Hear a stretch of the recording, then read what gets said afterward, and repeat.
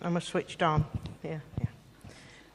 Well, it's lovely to be here. I was going to do the marathon this year, Ruth, but when you rang, I was number 642 as well.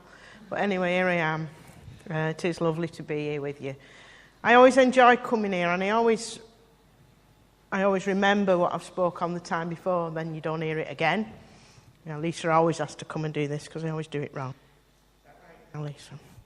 And I always use it as a bit of a yardstick. Last year, I'd just done a funeral and I realised I didn't really think I believed in the resurrection. And then as I unpacked it, I remember speaking on that. So it is lovely to be here. And with a fan club as well, which I've never ever had before in 41 years of speaking. So that's always nice. So I'm going to speak on Brexit. No, I'm not, honest. No, I'm not really.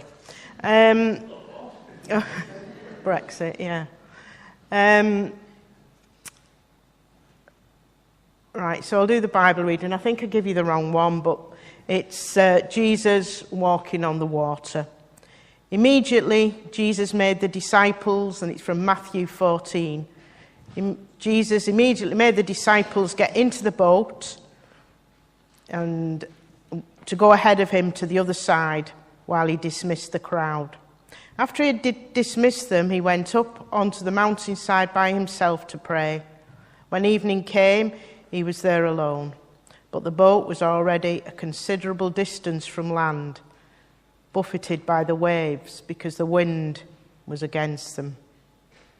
During the fourth watch of the night, Jesus went out to them walking on the lake. When the disciples saw him walking on the lake, they were terrified. "It's a ghost," they said, and cried out in fear. But Jesus immediately said to them, "Take courage, it is I. Do not be afraid." "Lord, if it's you," Peter replied, "tell me to come to you on the water." "Come," he said. Then Peter got down out of the boat, walked on the water, and came towards Jesus. But when he saw the wind, he was afraid and began to sink. And he cried out, "Lord, save me."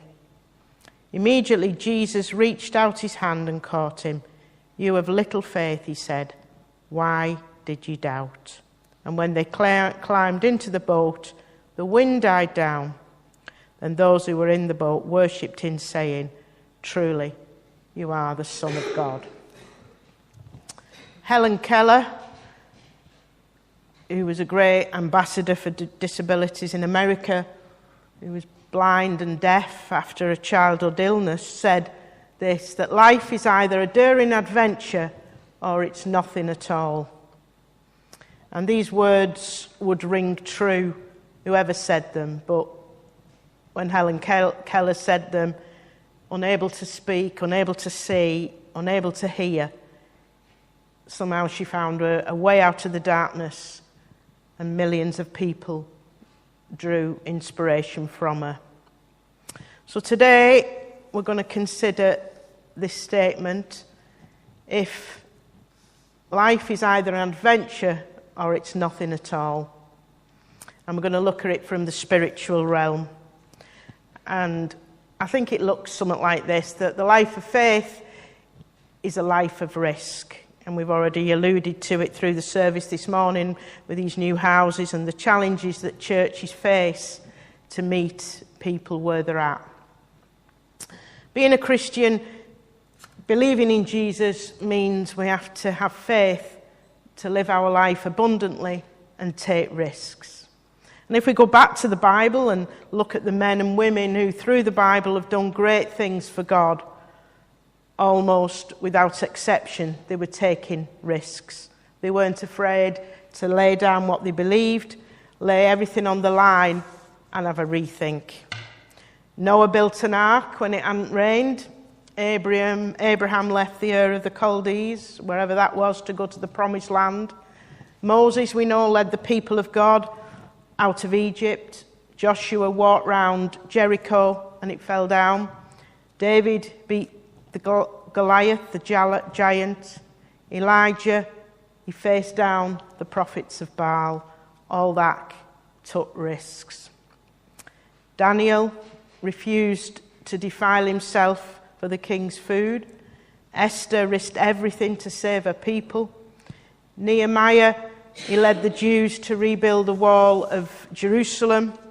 And when you read the Bible again and again, you discover people who accomplished great things for God, who weren't content to stay with the status quo. At some point, they must have thought, I'm going to have to lead the way. I'm going to have to increase my faith.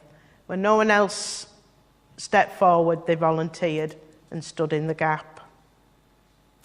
When I was a child, I went to Boundary Road Baptist Church. It's a garage now and sells fireplaces, but that's what it was. And when you say to people, that used to be a church, they look at you as if you're daft, and then you realise you're getting old. And I remember going every week and being fascinated about the stories of Noah and Moses and Daniel. And they were wonderful stories. I like Teeny Blyton as well, I've got to be honest, but I always thought the Bible was much better. I always thought it was fascinating. Always have all my life, and I still do. And, you know, as Sunday school teachers and what we teach, these are the people that we hold up, aren't they, before our children, these lives of faith, a life of taking risks. And, you know, as Christians today, we have to take chances, we have to take risks. This is what living by faith is all about. You know, if we had all the answers, we'd never have to make a step. We'd never have to make a decision. If we know how things are going to work out, then it wouldn't be any point. Faith will always remain a mystery, and we will never, ever understand it. Of all the stories in the New Testament, and we can relate to Peter, let's be honest, we can relate to Peter. He denied Jesus, he didn't believe, he did everything wrong, far easier than we can relate to Noah and David and all these giants in the Old Testament. And of all the stories in the Bible that teach us this truth, it's found in Matthew 22. Peter had his faults. We never think that Noah had many, and David, we know David did, and we know that Moses killed someone, but Peter we can relate far easier to. And it's a very familiar story, but we just look at it again and see what the Holy Spirit has to say to us. The background is really simple. Jesus is on the northwestern shore of the Sea of Galilee. It's late in the day, and Jesus had just performed the miracle of the 5,000. He'd fed 5,000 people with 5 loaves and 2 fishes. And the people were amazed at this miracle, and they wanted to make him king. But Jesus knew that their enthusiasm was shallow and it wouldn't last.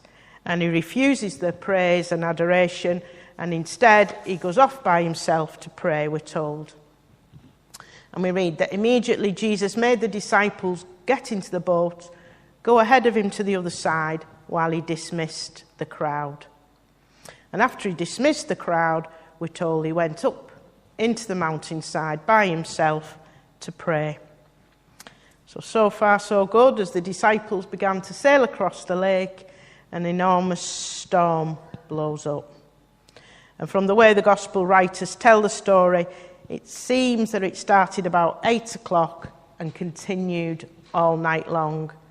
Apparently the Sea of Galilee is nestled in between all these mountains, and so it wouldn't have been unusual that there would have been a storm, and they usually came quickly, but this one didn't.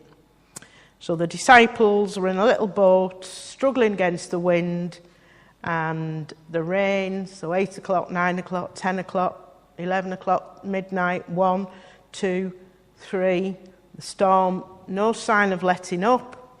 And after 8 or 9 exhausting hours, the disciples were stuck in the middle of the lake. Drenched, cold, dirty, must have been wondering if they were ever going to get to the shore alive. Verse 25 says, during the 4th watch of the night, Jesus went out to them, walking on the lake. And when the disciples saw him, they were terrified. And they said, "It's a ghost." And they cried out in fear. So Roman reckoning says that the fourth watch was somewhere between 3 o'clock and 6 o'clock. And Jesus was walking on the water. Now, I did nights for 21 years, and they're the worst bit of the night. 4 o'clock is everybody sees ghosts in mental hospitals at 4 o'clock. So you can understand them thinking it was a ghost, really. But 4 o'clock is when you're at your weakest, your tiredest, you're fed up, and you want to go home. So the disciples were in this boat. They'd had hours and hours of a storm. And here's Jesus walking on the water.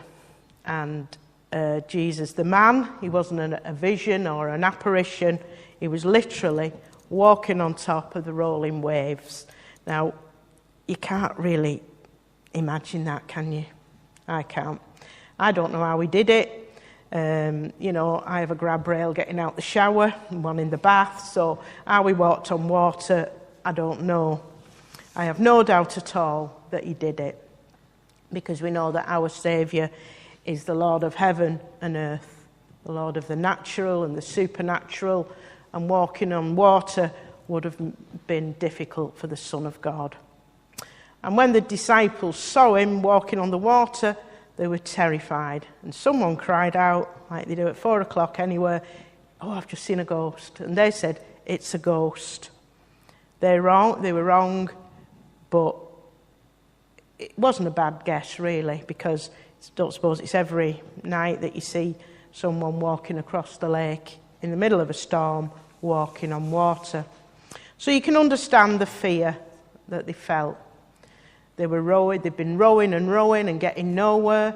They can't seem to make it to the shore. It's 4:30 in the morning. They're dead tired. The wind was howling. Rain was coming from everywhere. They're cold, tired, waterlogged, grumpy, hungry, frustrated. And suddenly someone sees a figure walking across the water. And I think I would probably have said the same. It's a ghost. Sometimes we think, oh, they'd no faith. They'd been with Jesus all this time. But they were human, and they said, it's a ghost. You know, my first thought wouldn't have been, oh, here's Jesus. Glad he's shown up. It wouldn't, would it? You know, realistically, it wouldn't. It wouldn't.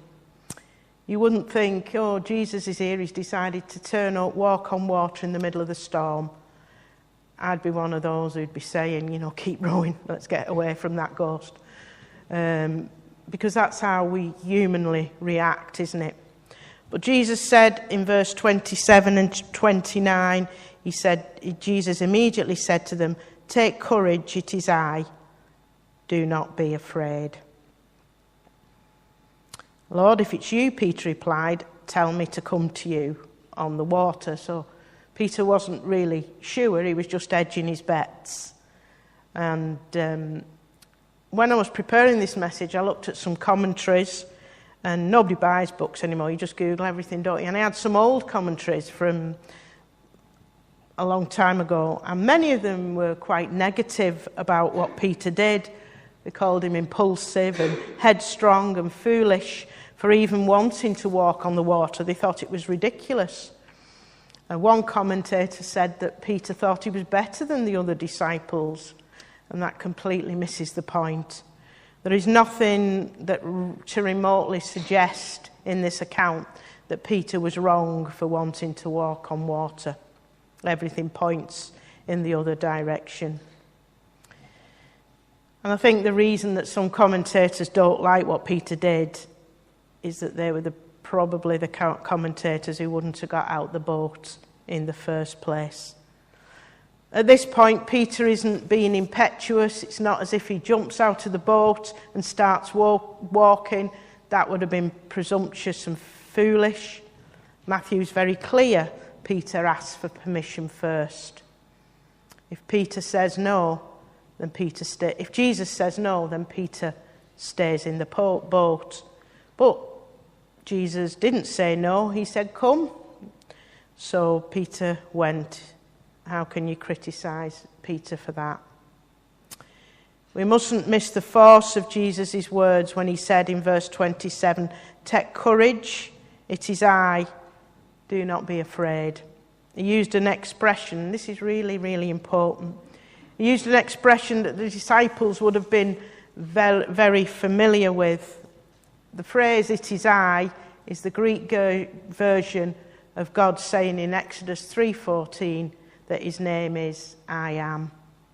And Jesus likes himself with the God who's in the Old Testament, miraculously delivering his people again and again. It's not just that Jesus saying, "Don't worry, it's me, I'm not a ghost." It's his way of saying, "I'm the Lord God of the universe. I created the wind and the storm and the waves." It's Jesus who tells Peter to come to him on the water, not Peter thinking, "I bet I can walk on water too." And when Jesus says, "Come," you better obey. And when he says, "Walk," you'd better walk.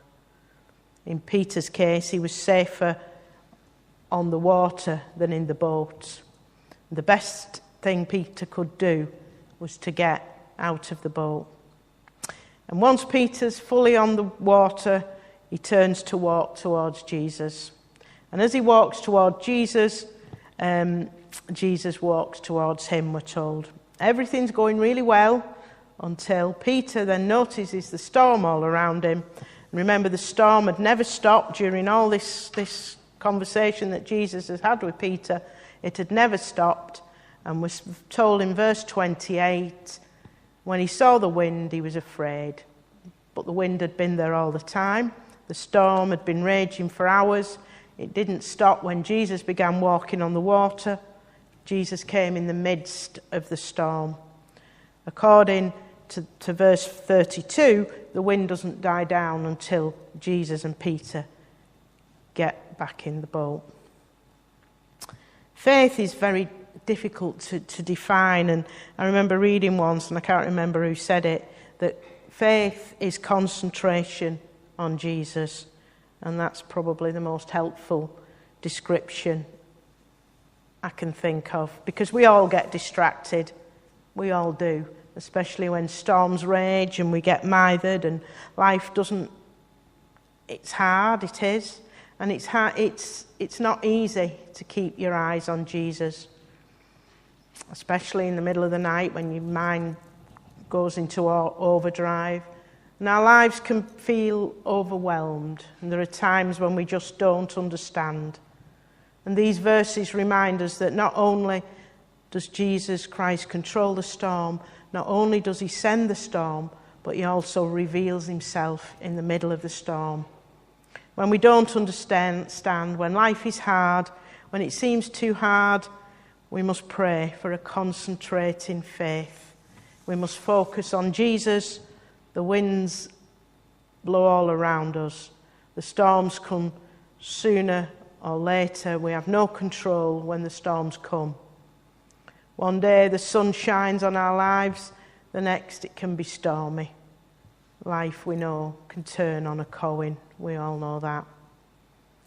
What happened to Peter can happen to any one of us. For a brief moment, he forgets about Jesus and remembers where he is.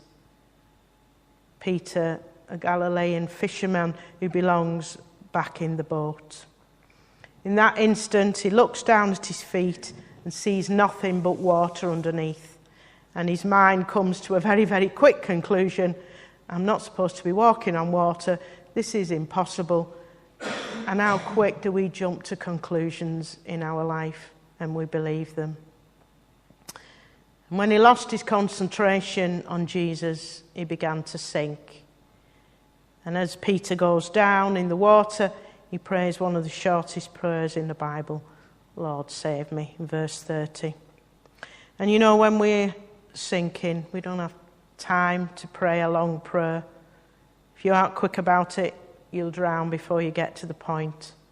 The Bible tells us immediately that Jesus reached out his hand and he caught him. And his words to Peter are very important. You of little faith, why did you doubt? It's interesting that the English version, you of little faith, comes out of 4 words, you of little faith. But in the Greek word, Jesus only used 1 word, little faith. It's all 1 word, and it's a nickname.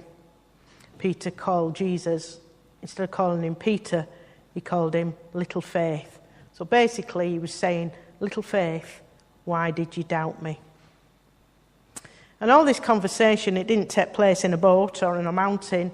It took place in the middle of a lake, pitch dark, wind howling, and the rain lashing down. The boat with the other disciples is rocking up and down a few yards away.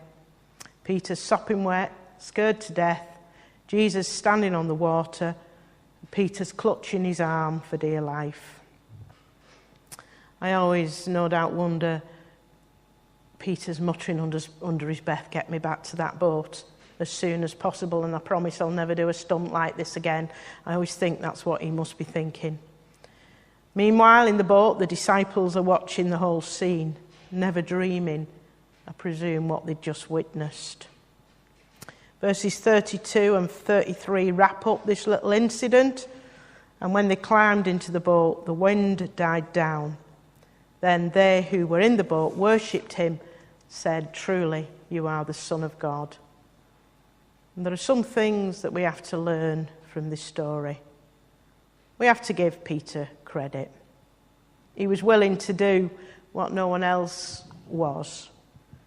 Before we're too hard on Peter for taking his eyes off Jesus, we have to remember that there was 11 other fellas in that boat watching this happen. Before you sink, you've got to be out on the water.